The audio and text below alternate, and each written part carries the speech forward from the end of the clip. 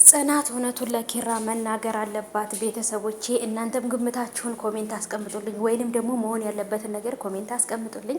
ጽናት እውነቱን ለኪራ ተናግራ ሶሲ እዛ ቤት እንድትወጣ ማድረግ አለባት።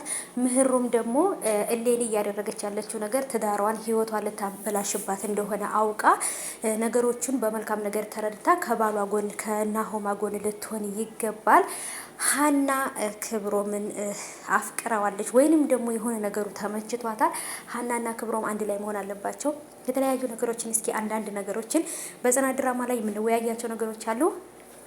ሰላም ውድ የተከበራችሁ የቻናሌ ተከታታዮች እንዴት ናችሁ? ሰላማችሁ ብዝት ትርፍ ይበልልኝ ባላችሁበት ውድ ቤተሰቦቼ ሰላማችሁ ብዝት ትርፍ ይበልልኝ ውድ ቤተሰቦቼ። ተደውሎብኝ ነው ይቅርታ ተቋረጠብኝ። እና ሀባይቦቼ ለዚህ ቻናል አዲስ ከሆናችሁ ሰብስክራይብ አድርጋችሁ ቤተሰቡን ነባሮች ዌልካም እንኳን በሰላም መጣችሁ ብያለሁ። ተወዳጁ የጽናት ድራማ እንግዲህ ትናንት ተለቋል። ዛሬ ሊለቀቅም ላይለቀቅም ይችላል። ዛሬ ካልተለቀቀ ደግሞ ነገ በተለመደው ሰዓት ይለቀቃል ጋይዞችዬ።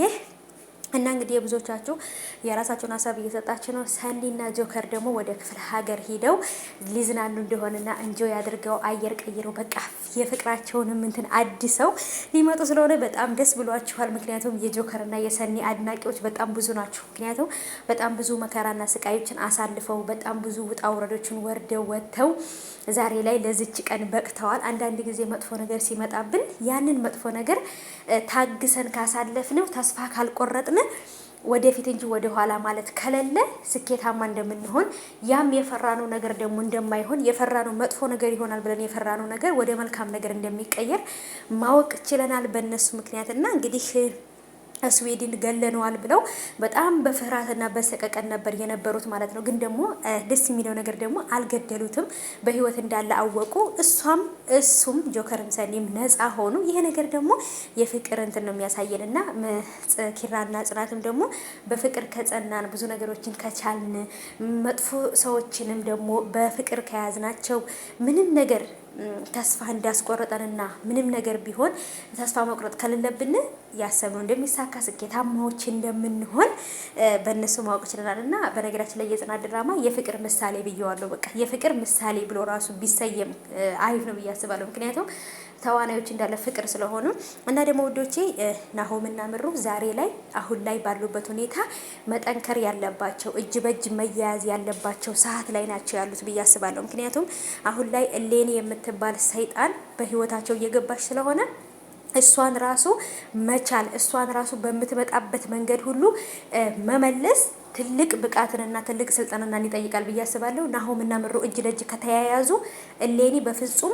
አሳቧ ሊሳካለትና ናሆምና ምሩ ልታለያያቸው አትችልም። ስለዚህ ምህሩ ማለቃቀስ የሆነ ነገር ሲፈጠር በቃ ልቤና መመኝ እያለች መውደቅ ሳይሆን ጠንካራ ሁና ሁለቱን ናሆምና ምሩን ለማለያየት ብዙ ሰዎች ወጥመድ እያዘጋጁ እንደሆነ ተረድታ ከባሏ ጎን ሁና አይዞክ እኔ ምንም ነገር ቢመጣ ካንተ ጎን ነኝ መቼም አልለይህም ብላ ቃል ልትገባለትና እጅ ለእጅ ሊያያዙ ይገባል። ምክንያቱም መጥፎ ነገር ሲመጣ እሷም ለብቻው የምታለቅስ እሱም ለብቻው የሚጨነቅ ከሆነ መፍትሄውን ከማምጣት ይልቅ ችግሩ እየሰፋ ነው የሚሄደው ብዬ አስባለሁ። ስለዚህ ምህሩ በጣም ጀግና ናት፣ ለትዳር በጣም ጎበዝ ናት እንዳየናት ከሆነ። ስለዚህ አሁንም ደግሞ ጠንክራ ባሏን የምታጠነክርበት ሰዓት ነው የደረስነው። ምክንያቱም በጣም መጥፎ ሁኔታዎች እየተፈጠሩባቸው ስለሆነ ማለት ነው። እና ጽናትና ኪራም ደግሞ ልክ እንደዛው ጋይሶች እና ጋይሶችዬ ጽናትና ኪራም ደግሞ ልክ እንደዛው በቃ እጅ በእጅ ተያይዘው ጠንክረው ከዚች ሶሲ ከምትባል ሰይጣን በደንብ ራሳቸውን ሊጠብቁ ይገባል። ሶሲ ኪራ ለራሷ ለማድረግ ስለምታስብ ጽናትን ልትገላት ሁሉ ትችላለች፣ ወይም ደግሞ ልታሳብዳት ሁሉ ትችላለች ማለት ነው። ስለዚህ